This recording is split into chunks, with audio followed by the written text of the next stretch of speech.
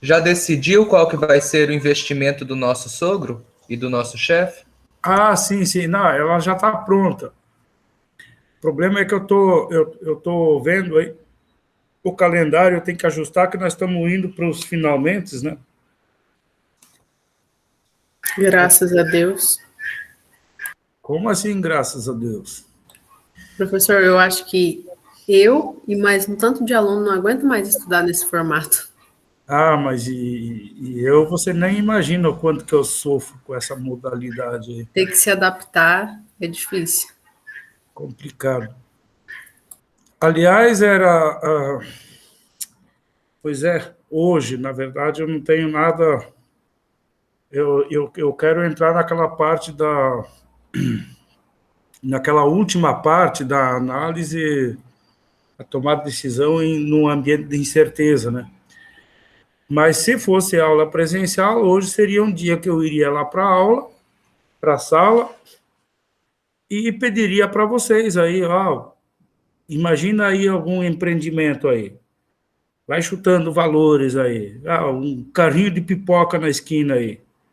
Quanto que custa para você comprar um carrinho desse? Aí eu vou pedindo opinião. Aí vou formulando o problema lá e a gente acaba analisando esse empreendimento, calculando o VPL. Tem lá uma estimativa meio grosseira de custos, né? Quanto custa um carrinho, tem que comprar o botijão de gás, tem que comprar os insumos, qual seria o desembolso inicial de um empreendimento desse. E aí a gente vai fazendo estimativas, vai vender tantos pipocas ou saquinhos de pipocas por dia, a qual valor, né? Não pode ser um valor fora de mercado, porque aí você tem concorrência também nas outras esquinas. Então a gente criava situações e calculava a VPL, tiro modificada. E a última parte da nossa disciplina é exatamente essa análise em cima de exercícios já resolvidos da análise de risco, da tomada de decisão no ambiente de incerteza, né? Num empreendimento desse, que seja um carrinho de pipoca. Você estima que vai vender tantos saquinhos de pipoca por dia ou por noite que você fica lá. Agora, e se isso não acontecer? Como é que fica o seu empreendimento? E eu estou falando de um carrinho de pipoca que é um empreendimento simples, né? Relativamente simples. Mas aí, na sala de aula, aí tem alunos que imaginavam coisas mais complexas, vamos lá para as coisas mais complexas. Empreendimentos mais complexos. Uma vez até um frigorífico aí, alguém sugeriu lá. Agora, frigorífico, eu acho que é um empreendimento mais complexo que tem. E aí, agora, a partir de agora, gente, é praticar. Então, eu vou sugerir aí, a gente pode criar uma situação aí de um empreendimento qualquer. Não precisa ser um carrinho de pipoca, vamos imaginar colocar uma lojinha aí na Júlio Campos, uma saboneteria, por exemplo. Qualquer coisa, pensem em alguma coisa. E eu anoto os dados aqui e vocês pratiquem. Ou se vocês tiverem alguma coisa, ou algum amigo que está pensando em algum empreendimento, ou um parente, alguma coisa, criar uma situação, não é criar a situação, é colocar os dados estimados, ó, acho que vai gastar tanto, a expectativa de faturamento mensal ou anual é de tanto, e aí fazer essa análise. E nesses exercícios que vocês já tiveram, por exemplo, aquele do táxi, vocês podem fazer a análise de cenário também. Análise de cenário, análise de sensibilidade, que são aquelas tomadas de decisão em ambiente de incerteza. O empreendimento do nosso tio lá no táxi é uma decisão que ele tem que tomar com base em incerteza, aquelas estimativas de receitas no futuro, os próximos 5 anos, aquilo são estimativas. E se não acontecer? Eu acho que na questão do táxi, eu não lembro se eu tinha colocado para vocês fazerem essa análise de cenário e de sensibilidade com relação ao risco, mas eu acho que vocês aí que já responderam, eu acho que já abordaram isso também. E aí, para hoje, eu tenho mais as questões conceituais dessa análise em ambiente de certeza. Eu ia passar rapidamente, e daí, até o final de semana, eu coloco lá no SIGA a última questão, a última tarefa, né? Porque me parece, eu não estou com o calendário na cabeça, mas que lá pelo dia final do mês agora, então a gente está falando de 2 semanas, eu acho que até o dia 2, uma coisa assim, eu tenho que entregar, fechar o diário. Pelo que eu vi, o encerramento é dia 2, né? Assim, a gente já não vai estar tendo aula mais. Eu acho que a questão dos professores lançar os diários, esses negócios. E dia 30 de agosto, daí já volta as aulas novamente. Uhum. Então, eu até sábado, mais tardar, eu vou colocar a atividade com a data certinha para vocês responderem lá. Essa vai ser um pouquinho mais... Essa aí eu fiz de propósito, tá? Vai exigir um pouquinho mais de raciocínio de vocês. Mas eu tenho certeza que vocês vão chegar lá. Tá bom? Eu vou passar, então, aproveitar essa horinha de hoje, já que hoje eu não estou sozinho, e vou compartilhar com vocês o finalzinho dos slides, que é essa nossa última parte da disciplina. Mas lembrando, gente, repitam exercícios, inventem situações. Essa disciplina eu gostava de dar porque chegava na sala de aula só com um pincel. Então, vamos inventar aqui, vamos imaginar aqui um empreendimento assim, assado. Quanto vai custar isso aí? Aí, com base na, na noção que as pessoas tinham do custo do empreendimento, noção de expectativa, de faturamento, a gente fazia análise dessas 3 ferramentas aí, VPL, TIR modificado. E esse último exercício,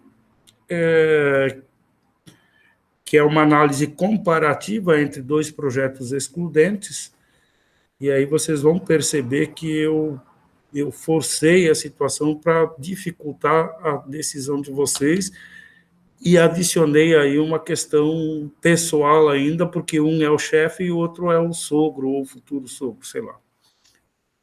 Então, os critérios de decisão aí vão ter que ser bem... Tá bom, vou compartilhar.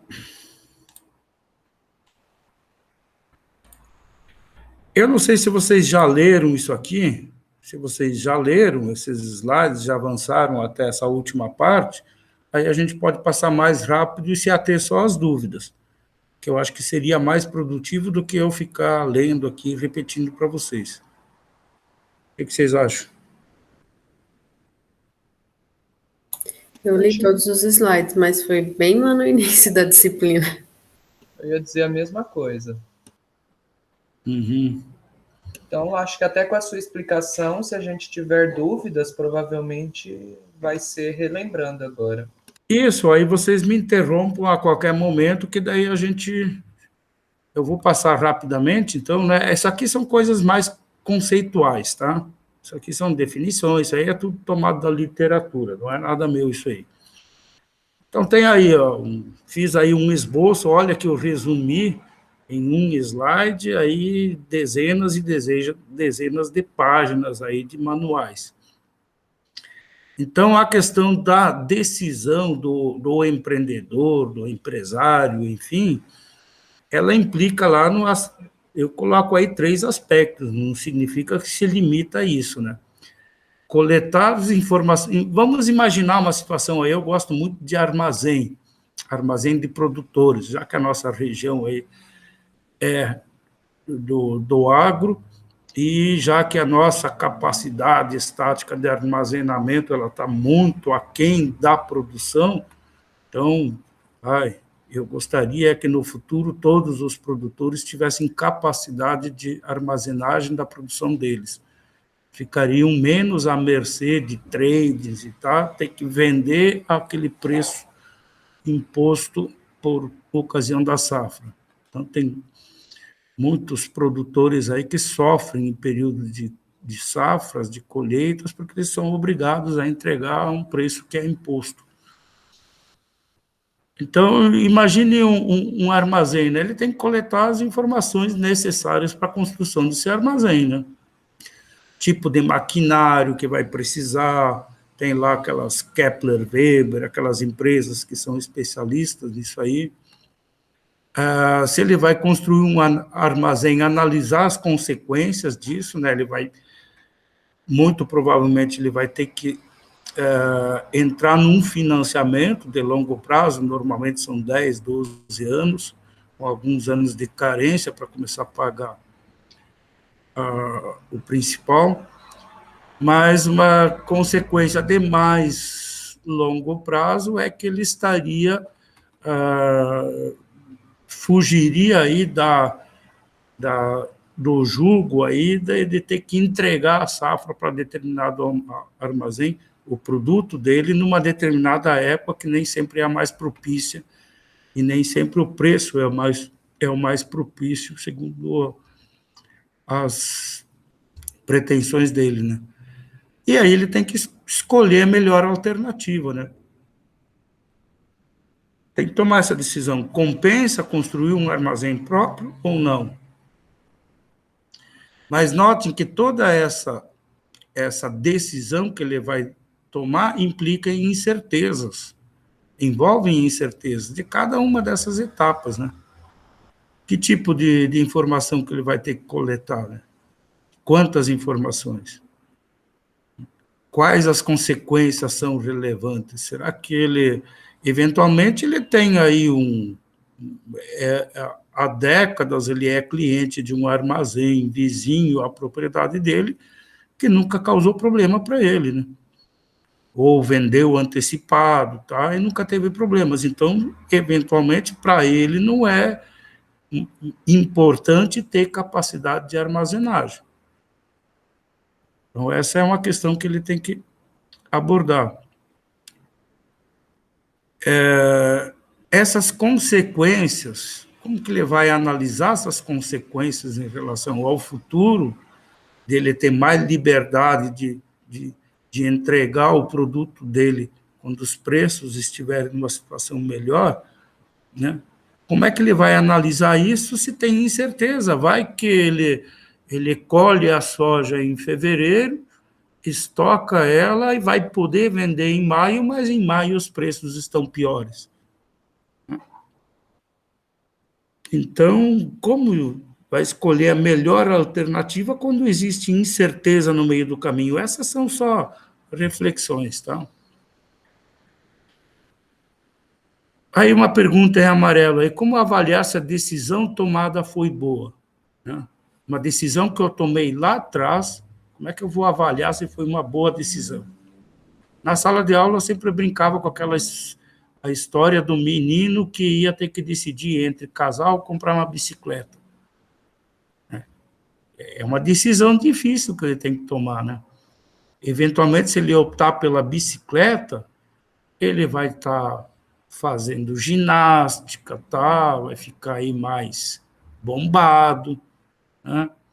E se ele for optar por casada, aí vem aquela rotina, jantarzinho feito pela esposa, e eventualmente ele vai ficar obeso ao longo do tempo. Então, lá atrás, 10 anos atrás, ele teve que optar entre comprar uma bicicleta ou casar. O que vocês escolheriam? Brincadeira, tá? Mas supondo, se 10 anos depois ele chega à conclusão que foi melhor ele ter tomado essa ou aquela decisão, é fácil, porque é só você olhar para o passado, ex post, ver o que aconteceu. Se lá atrás ele tivesse optado por uma bicicleta, e lá no meio do primeiro ano que ele optou pela bicicleta, ele foi andar de bicicleta e foi atropelado, e daí? E hoje está numa cadeira de rodas. Então, essa decisão foi péssima, né? É só olhar para trás. Mas olhar ex ante, né? Você não tem como prever, né? Mesmo a melhor da decisão pode gerar resultados negativos. É o que está dizendo aí. É isso que eu falei. a melhor decisão para ele lá atrás teria sido comprar uma bicicleta, mas gerou pior resultado, ele foi atropelado. Se tivesse casado, eventualmente não teria sido atropelado. Eu estou usando esse exemplinho bem chulo assim, só para contextualizar a questão da tomada de decisão, como avaliar essa decisão tomada lá atrás foi a melhor ou não. Então, antes das coisas acontecerem, você não tem como saber se essa é a melhor decisão.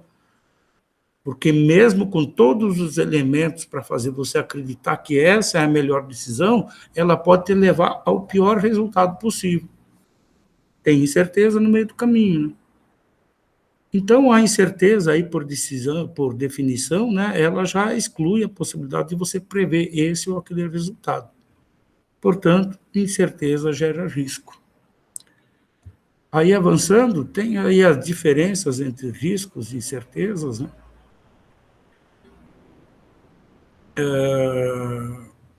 As incertezas, elas podem ser resultantes de questões do mercado, né? Por exemplo, do nosso produtor, a incerteza, por exemplo, a questão do preço é uma incerteza. As intempéries, a questão de clima, tá? Tudo é uma incerteza. E as incertezas também podem ser privadas, né? Ou a gente chama de intrínsecas, né? Elas podem estar, elas não são relacionadas com o mercado, mas com, enfim, com a gestão, a administração da própria propriedade. E aí nós temos aí métodos para avaliar os riscos de um projeto. Vocês calcularam um VPL, TIR modificado, e chegaram à conclusão que o projeto é viável, vocês também podem emitir um parecer técnico com relação ao risco desse projeto. Se ele é um projeto que está muito exposto ao risco, é muito arriscado ou pouco. Então, nós temos aí a primeira, e a que eu mais gosto, e também o método que eu acho que é mais eficiente, é a chamada análise de cenário. Então, tem toda aí a historinha de como surgiu, né? As forças aéreas lá dos Estados Unidos, que desenvolveram isso por ocasião da Guerra Fria, Cold War, entre Rússia, antiga União Soviética, e os Estados Unidos. Imagine, todo mundo dizia aí que a Terceira Guerra Mundial seria a última, né? Porque apertando os botõezinhos, qualquer dos lados poderiam destruir aí o nosso planetinha. Então, havia esse risco de um ataque, e tem aí uma série de filmes aí já que colocam situações bem críticas, onde, por um triz, o herói vai lá e salva, e daí não acontece bombardeio atômico ou a Terceira Guerra Mundial. Mas eles, nesse período pós-guerra, pós-Segunda Guerra, até os anos 90, o chamado período aí da Guerra Fria, essas duas grandes potências, elas viviam aí num ambiente bem ácido, né? Basta ver aí nas próprias Olimpíadas, que, aliás, vão acontecer daqui menos de um mês, eu acho, né, lá no Japão. Então, lá nos anos 80, em 1980, a Olimpíada de Moscou, depois, em 84, de Los Angeles, os próprios atletas desses dois países, a União Soviética era um conjunto de países, e os Estados Unidos, como representante do capitalismo, e do outro lado, eles representantes de uma sociedade mais socialista, eles viviam numa disputa aí, e tem a corrida espacial, os russos foram primeiros a botar um homem lá em órbita, depois os americanos, por causa do Kennedy lá, prometendo que até o final da década de 60 pousariam na Lua. Então, tem tudo isso, essa disputa entre as duas partes, mas eles viviam também sempre num clima tenso. E se os caras lá apertarem um botão e mandarem uma ogiva nuclear contra a gente, contra Nova York, Los Angeles, sei lá, o que nós vamos fazer? Então, as Forças Armadas americanas elas passaram a traçar cenários, projetar cenários. Cenário base, que era a situação que eles viviam na época, aí um cenário mais otimista, olha, essa questão aí dessa disputa aí, ela vai acabar tudo bem, os dois países vão assinar acordos de não agressão, não sei o quê. Os cenários pessimistas também, e dentre os pessimistas, vários, cada vez mais pessimistas, até o pior dos cenários. E aí a estratégia deles é tentar descobrir ou projetar, como é que eu vou dizer, ações deles de modo a minimizar, né, os impactos de qualquer um dos cenários que fosse, né? Desde o menos pior até o pior. O que nós vamos fazer se acontecer isso? Então, tem aí as definições, né? E isso aí, mais tarde, deixa eu ver se está no próximo slide, não sei se eu já estava no slide anterior, mas foi a Shell, a empresa Shell, essa aí de combustíveis, de postos mesmo, que adaptou essa análise de cenários dos militares para o mundo corporativo, para as empresas, principalmente para a empresa Shell. Eles passaram a projetar cenários futuros, cenários mais otimistas e mais pessimistas, e estabelecer estratégias para fazer frente a qualquer um desses cenários, se eles acontecessem, principalmente os mais pessimistas. E a projeção desses cenários, gente, vocês vão ver que ele é muito simples, né? Você tem um cenário base, um fluxo de caixa básico, que você tem isso desse fluxo de caixa descontado, líquido descontado, do caso base, isso gera um VPL. Você vai piorando os cenários e vai vendo quais os VPLs que resultam. Como é que você piora ou torna mais pessimista um fluxo de caixa projetado de uma empresa, ou de um projeto de um armazém, por exemplo. As receitas futuras estimadas, você diminui elas em tanto por cento. E vai diminuindo, porque a receita gerada não vai ser de tanto, vai ser de 10% a menos. Ou num cenário mais pessimista, vai ser de 20% a menos. Ou num cenário mais trágico, as receitas futuras vão ser de 50% a menos. E desses diferentes cenários, você tem diferentes VPLs gerados. Então, a técnica é, se uma grande quantidade de cenários alternativos gerar VPLs negativos, o grau de risco do projeto pode ser considerado alto. Já no exemplo do táxi, se vocês deteriorarem lá, eu acho que em 10%, 20% as estimativas de receitas dele, o VPL resultante ainda vai dar positivo, significa que você pode concluir que é um projeto considerado de baixo risco. Até aqui tudo bem? Sim. Sim, prof.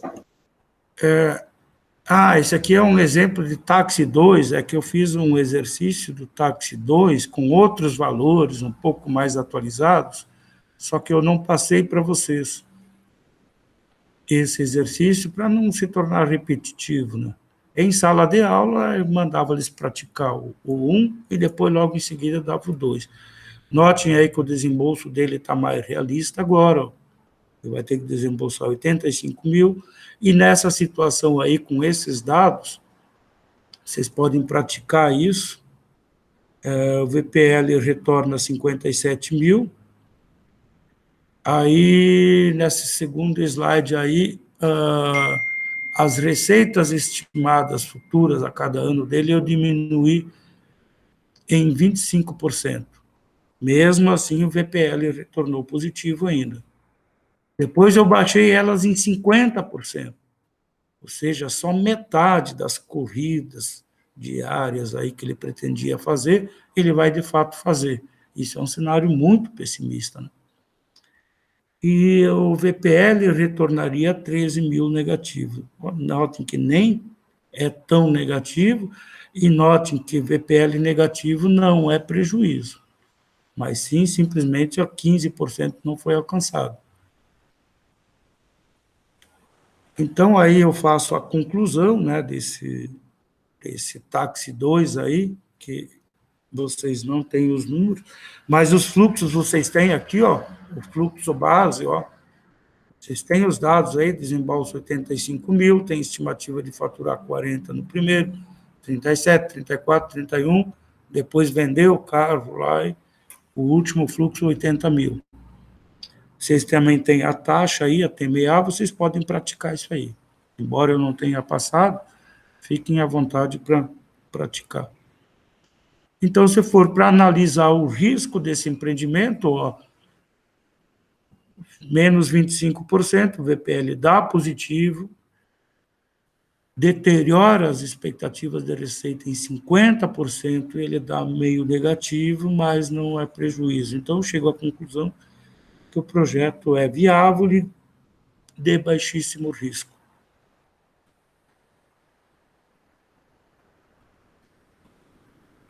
Então, dessa parte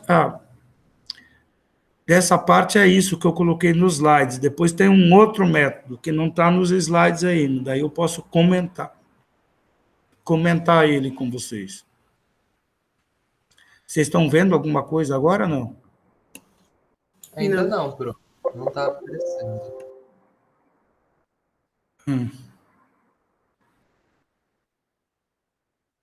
Eu vou ter que voltar lá no exemplo do táxi 1, então. Espera aí que eu vou disponibilizar esse slide para vocês. Deixa eu achar ele aqui. Mas aqui, nesses slides, eu vou fechar os slides e vou pegar a resolução que eu passei na aula passada. Só um pouquinho que eu vou ter que achar ele aqui na minha pastinha.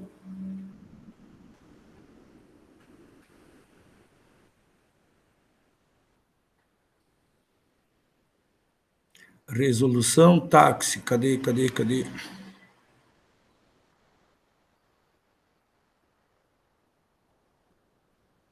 Só um pouquinho. Resolução táxi.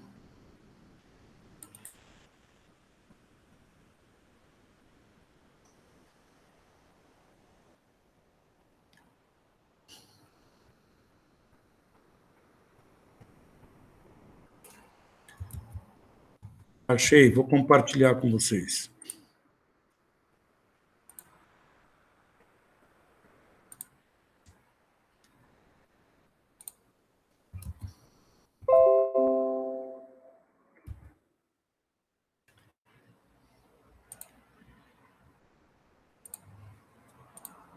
Agora estão vendo?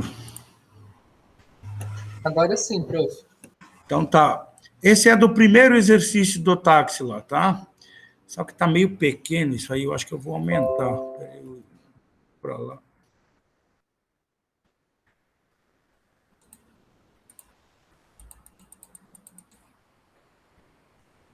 Vamos ver se aumentou ali para vocês. Aumentou, né? Aham, prof.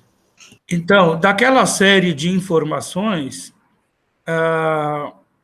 que eu passei naquele texto, naquele draminha que eu fiz, vocês organizando isso numa tabela, vocês vão chegar ali na forma de um fluxo de caixa líquido. Então, notem que tem... Deixa eu ocultar isso aqui. Note que vocês têm estimativas de receitas e tem de custos também, né? Esses custos, eles são de manutenção e de salário, não é? Então, imagine que vocês queiram saber o que impacta mais, qual é a variável mais importante no projeto de vocês. É custo de manutenção ou custo de salário? Vamos imaginar que chega numa determinada situação, o funcionário que ele contratou, freelancer lá para fazer algumas corridas em períodos da noite, enfim, que recebe um salário, que aquele sujeito faça greve e diga, olha, eu quero que reajuste o meu salário. Só que você não sabe qual é... Notem que esse projetinho aqui é tão simples que só tem 2 variáveis envolvidas aí nos custos. É a manutenção, que vai aumentando R$1.000 por ano, né? Estão lembrados disso? E o salário, que era fixo, em 6 mil. Digamos que aquele sujeito diga, olha, eu quero um salário de 8 mil, senão eu não trabalho mais. Se ele não trabalhar, vai impactar negativamente nas tuas receitas, na tua estimativa de receita. Então, digamos que você queira saber qual a variável que impacta mais no teu projeto. Eventualmente, um aumento nos custos de manutenção ou um aumento na tua folha de pagamento, nos salários que você tem que pagar. Então, você tem como fazer isso através do modelo análise de sensibilidade. Esse eu não passei, não está no slide aí, porque eu achei que nem ia dar tempo para a gente chegar a essa altura. Mas vocês podem procurar na internet ali, análise de sensibilidade. Então, eu vou explicar aqui, eu acho que vocês não vão ter dificuldade de entender do que se trata a análise de sensibilidade. Você tem um fluxo de caixa líquido aqui, que vai gerar aquele fluxo de caixa, que é a partir desse fluxo de caixa, você vai... Deixa eu ir lá, senão vocês não enxergam o meu mouse, né? Agora vocês estão enxergando o mouse, né? Sim, prof. A partir desse fluxo de caixa líquido é que vocês vão calcular VPL, TIR modificada. Mas essa análise de sensibilidade a gente faz só com base no cálculo do VPL. TIR modificada não interessa. Então, isso aqui gera um VPL, esse fluxo de caixa aqui, não é? Que, salvo engano, acho que ficou lá em 17 mil e alguma coisa. Positivo. Então, como é que é feita a análise de sensibilidade? Lá o salário do motorista, eu acho que era 6 mil. Então, mantenham constante todas as outras variáveis, estimativa de receita, desembolso inicial, o embolso final aqui, a TMA, custo de manutenção, mantenham tudo constante e alterem só a variável salário do motorista. De 6 passem para 8, por exemplo. Ou, vamos falar em termos percentuais. Passem para 7.200, isso dá 20%, né? 2 vezes 6, 12, 6 mil passaria para 7.200, daria um impacto de 20% no aumento do custo, dos custos desse empreendimento. Então, mudem lá, em vez de ser 6 mil, o custo do salário do seu motorista passe para 7.200, isso significa uma alta de 20%. E olha lá, gera calcula o VPL do empreendimento e olha quanto que deu. O VPL ele caiu um pouco de 17.400, ele foi para 16, digamos. Vou chutar aqui, tá? Vocês teriam que fazer as contas para ver. Façam as contas e anote qual é o VPL que deu. Pronto, então significa que uma alta nesse insumo, que é o salário do freelancer lá, uma alta de 20% no salário dele gera um impacto de tanto no VPL.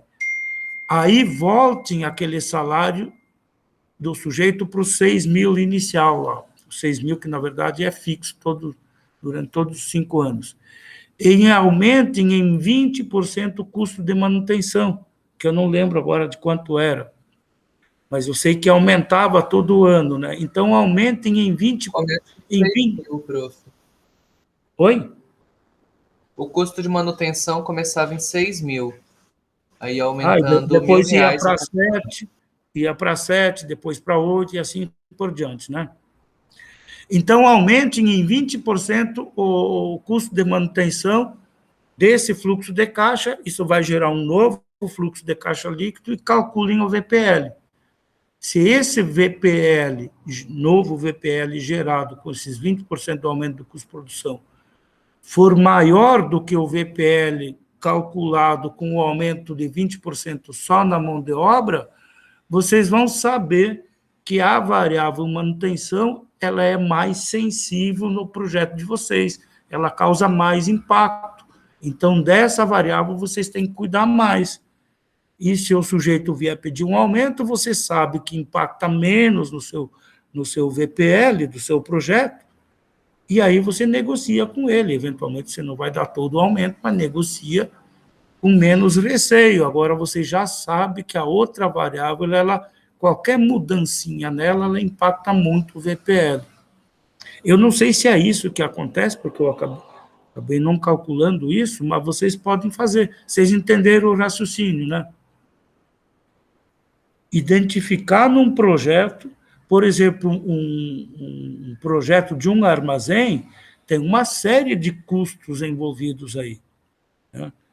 Tem lá a matéria-prima que precisa, energia, por exemplo, mão de obra também é um custo alto no manutenção de armazém, tem lá os venenos e não sei o que, aqueles expurgo que chama, para não entrar bichinho lá, caruncho, sei lá o que, ratos, etc. Isso também é um custo, parte desses insumos aí é da indústria química, né? Mas eu acho que os principais custos aí, no caso de um armazém, seria a energia elétrica. Então, é importante você, num empreendimento, num projeto, você identificar quais são as variáveis de custos que mais afetam o teu empreendimento. E aí, essa variável, você tem que dar uma atenção especial para ela. Por exemplo, vamos supor aí uma lojinha de calçados na Júlio Campos. E aí, para tocar uma lojinha dessa, a gente sabe que tem vários custos, né? Energia, eventualmente aluguel, se a loja não é própria, tem salários dos vendedores, tem impostos, tem o custo da mercadoria que encomenda lá dos polos fabricantes de calçados de São Paulo, Rio Grande do Sul, tem frete, tem uma série de custos aí. Num projeto, você vai identificar vários custos e vai somar todos esses custos aí para descontar das receitas líquidas estimadas. É importante, você tendo esse projeto de viabilidade econômica, você alterar em percentuais todas as variáveis, digamos 10% ou 20%, e observar o VPL que aquela mudança resultou, para identificar qual que é a variável que mais afeta o teu resultado. Eventualmente, mão de obra, se aumentar 10% o salário, não vai afetar tanto. Eu estou supondo aqui, tá? Eventualmente, quantidade vendida, se você estimava vender 300 pares de sapatos por mês, e aí você reduzir em 10%, vender só 270, o impacto dessa redução da receita estimada por conta da diminuição da quantidade de pares vendidos, eventualmente vai ser muito grande lá no seu VPL. E aí você sabe, poxa, eu tenho que cuidar dessa variável, quantidade vendida, o que eu posso fazer? Mais publicidade, eventualmente promoção, mas também não pode diminuir muito, não pode fazer promoção muito significativa, porque isso aí implica em redução na receita estimada. Mas, eventualmente, um gasto a mais numa publicidade, você tem lá um custo de publicidade mensal, se aumentar 10% a tua publicidade, vai impactar bem positivamente no teu VPL por conta do aumento da quantidade de pares que você vendeu naquele mês. Então, no empreendimento, sim, é importante você saber a sensibilidade de resposta numa variável do seu projeto ou das receitas estimadas ou dos custos levantados para saber qual que é o que você tem que dar mais atenção. Compreenderam o raciocínio, né? Deixa eu fechar isso aqui. Tranquilo, Tatiane? Diga alguma coisa. Tranquilo, prof. Pegaram o raciocínio. Pena que eu não tenho ali, mas eventualmente eu até posso mandar algum. Mas vocês encontram material sobre isso, análise de sensibilidade. A primeira análise que nós vimos aí é a análise de cenário. Aí você muda todas as variáveis, né? Muda estimativas de receita, principalmente. Pode também majorar os custos do desembolso inicial. E a análise de sensibilidade é para identificar quais as variáveis, ou os custos, ou as receitas, os que mais impactam, tanto em custos quanto em receitas. Só um pouquinho que eu vou ter que dar uma olhada aqui.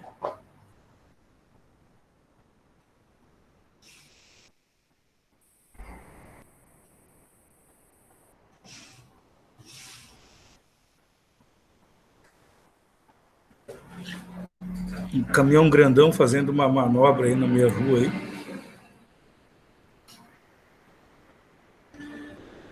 Tá certo, pessoal? Dúvidas agora? Então se preparem aí. Tá? Com relação à porcentagem que você varia essas variáveis, qual que seria a...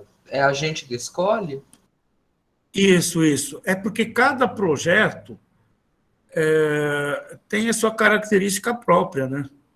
Um projeto, um empreendimento muito gigantesco, se eu diminuir a estimativa de receita em 10%, por exemplo, pode gerar um impacto, é uma mudança muito drástica, né? Principalmente se as quantidades envolvidas forem muito grandes, né? Já em outros projetos, 10% não é quase nada. Então, depende da natureza de cada projeto. Então, eu sugiro, né, você testa, vou mudar 10% aqui. E se você colocar isso em planilha de Excel, vai te economizar muito trabalho do que você está fazendo à mão. Agora eu vou mudar essa variável e calcular à mão. Bota numa planilha Excel, só vai mudando lá 10%. VPL, tanto. Se está tudo linkado em fórmula, o VPL vai dar tanto. Aí agora eu vou mudar outra variável. VPL deu tanto. É só, você vai identificar qual que retornou o maior ou o menor VPL, você já vai concluir que aquela variável que retornou um VPL menor, ela é mais sensível no seu projeto em relação à anterior que você viu, ou aquela que você comparou. Mas, eventualmente, 10% não dá muita diferença. Então, pega e aumenta para 20%. Ou vai aumentando, vou aumentar drasticamente, 40%, aí vou alterar essa variável aí. Aí você consegue identificar melhor qual que é a mais sensível e qual que é a menos sensível. Então, não tem assim um padrão para dizer, tenta com 10%, tem que ser com 10%. Não, aí é cada projeto, aí você vai testando. O importante é identificar as diferenças de impactos nas mudanças das variáveis para identificar quais que são as variáveis mais sensíveis. E, às vezes, não são uma. O nosso exemplo aí só tinha 2 variáveis na formação de custo, né? Só o salário do motorista e os custos de manutenção. Mas, dentre os custos de manutenção, lembro que eu resumi tudo ali, era gasolina, pneu, mecânica, oficina, tem tudo isso aí. Eventualmente, dentro desse custo de manutenção, você também pode tentar descobrir, se você abrir isso, né, do conjunto de custo de manutenção, gasolina é tanto, manutenção de oficina é tanto, pneu é tanto, o imposto, né, IPVA, sei lá, esses impostos aí, é tanto, contribui em tanto, altera esses custos individuais para identificar dentro desse custo de manutenção qual é a variável que mais... é gasolina, então tem que tomar cuidado com gasolina. Eventualmente, impostos aí que oferecem a um preço menor, óbvio que aí entra também uma outra variável que a gente conhece, que é chamada a qualidade. Nem sempre o posto que oferece a gasolina mais barata, eventualmente você tem outras despesas por conta de um produto aí batizado. Mas, enfim, não tem assim uma... A cada projeto você é tentativa e erro, né? Vai testando até identificar. Tá bom? Mas É praticamente fazer uma análise de cenário com análise de sensibilidade. é que a análise de cenário é geral, tá? Você vai mexer nas receitas estimadas, imagina um frigorífico, né? Formar a receita líquida de um frigorífico, ela vem de vendas de vários tipos de mercadoria, cortes de carnes diferentes, enfim. Então, você não vai fazer a análise em cima do tipo de corte tal é melhor, gera mais lucro, ou corte diferente. Não. Você vai pegar em cima das receitas gerais e das despesas gerais, do custo geral também, né? E do desembolso. Então, a análise de cenário, ela é mais ampla, porque ela pega todas essas variáveis que compõem tanto receitas quanto custos, tudo no mesmo percentual, e projeta um cenário diferente daquele cenário base que você projetou quando fez o seu projeto lá. E a dessensibilidade, ela é individual nas variáveis que compõem tanto o custo quanto estimativas de receitas, né? Dá para dizer assim, que o raciocínio é mais ou menos o mesmo, lógico, é praticamente o mesmo. Você altera aqui e vê o impacto no VPL lá. Só que a dessensibilidade é individualmente em cada variável para você identificar qual que mais afeta o seu. Já de cenário é, se acontecer isso aqui, num contexto geral, né, em termos, tanto em termos de receita quanto em termos de custos, o que eu posso fazer para sobreviver? Isso aí, às vezes, é importante. Os nossos produtores aqui da região, lá em 2004, 2005, nós tivemos aqui na região, nós passamos por uma crise do agronegócio meio que eu nunca tinha visto antes. Tanto assim que os produtores, no ano de 2006, eu lembro porque era o ano do concurso público, eu tive que ir a Cáceres. Nossa, nós tivemos que nos planejar 3 dias antes para sair de Sinop para ir a Cáceres, que os produtores estavam trancando as BRs aqui em Sinop, Sorriso, Lucas, Nova Mutum, você não conseguia transitar. E o concurso era público, tinha a data lá, a gente tinha que estar lá. Então, eu e um colega, a gente acabou saindo daqui 3 dias antes. E aqueles protestos deles é porque muitos dependiam, na época, e ainda depende de custeio dos bancos, né, principalmente o Banco do Brasil, tomaram um empréstimo gigantesco para plantar, quando foram colher, arcaram com um prejuízo desgraçado, né? Então, muito disso, muita gente teve que vender terra, teve que vender máquina, né? Muito disso poderia ter sido evitado se tivessem feito análise de cenários. Olha, a gente está estimando que vai ter um custo de produção por saca de soja de tanto, e a gente está estimando que no período da colheita nós vamos receber tanto por saca. Tinha gente que gastou R$18 na época para plantar uma saca de milho, quando foi vender, recebia R$7. Olha o tamanho do prejuízo desse povo naqueles anos. Então, muitas vezes, a análise de cenário pode prevenir essas desgraças aí.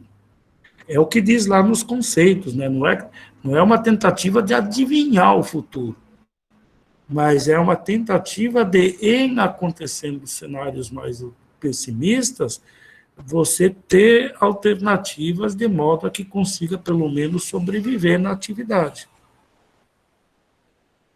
né? Então, a análise de cenário também, gente, ela é muito útil para quem tem pretensões aí em fazer concurso público na área na área do, como é que chama ele? Do servidor público, principalmente trabalhar em prefeituras, mesmo no governo do Estado ou em autarquias do Estado, porque, e mesmo em outros órgãos aí, porque a gente sabe que esse serviço público, ele depende de arrecadação, né? A Unemat, por exemplo. A Unemat, por exemplo, quando cai a arrecadação do Estado, cai o repasse para a universidade.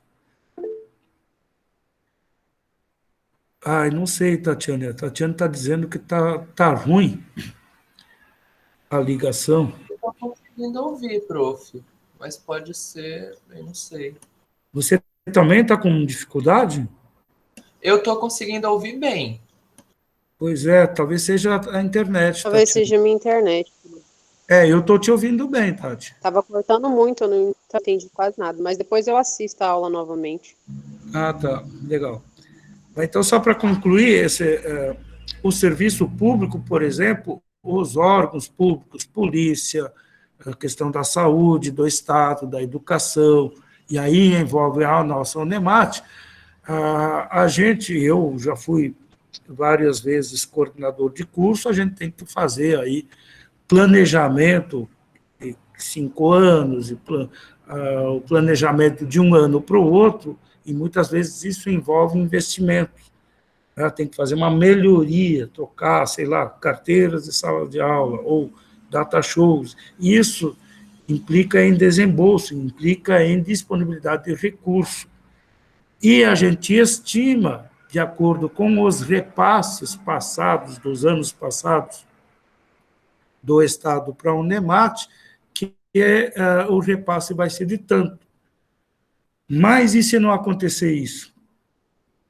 Então, projetar em cima de um orçamento de uma autarquia como a universidade, tem um planejamento lá, estima-se que vai ter disponibilidade de tanto para investimento, mas aí você pode planejar cenários ou mais otimistas ou mais pessimistas. Olha, se acontecer esse cenário, não vai ser possível isso aqui. E aí você evita com que você seja pego de surpresa numa situação em que, de um ano para o outro, cai muito a arrecadação do Estado. Por exemplo, naquele ano de 2005, 2006, com a crise no agronegócio e também do setor madeireiro, teve a Operação Curupira, eu acho que em 2004, aqui em Sinop, tinha mais de 500 madeireiras aqui no entorno de Sinop, né? E muitas eram ilegais, tá? Então, teve todo aquele impacto, muita empresa sendo fechada, muito desemprego, e isso, lógico, que afetou a arrecadação do município. Depois, 2 anos depois, a crise no agronegócio, que o agronegócio é o cargo-chefe da nossa região aqui. Então, num determinados períodos aí, a arrecadação do Estado caiu muito. E, por consequência, o repasse para as instituições tipo a Unemat. Então, essa análise de cenário ajuda, e se acontecer uma desgraça, aí um cenário mais pessimista, como que nós vamos fazer daí? Estabelecer estratégias para que não sejas pego desprevenido. Por exemplo, né? Um determinado ano você começar uma obra, aí no ano seguinte que você ia dar continuidade a essa obra, contando com os repasses não aconteceram. Aí você tem que deixar a obra parada por 1, por 2, por 3 anos. E uma obra parada, ela vai se deteriorando, quando você for retomar ela, muitas vezes você gasta mais em retomar ela do que começar tudo do zero. Né? Então, é questão, na gestão pública, para quem tem pretensões aí no futuro fazer um concurso, alguma coisa, se usa muito a análise de cenário. Aliás, eu não sei se usa, tá? Porque muitas surpresas aí, se o pessoal usasse, poderiam ter sido evitadas. Eu acho que o pessoal nem usa. Mas o que eu quero dizer é que na gestão pública, essa análise de cenário, ela é, sim, muito, mas muito útil mesmo. Tá ok, pessoal? Eu estou meio com a voz...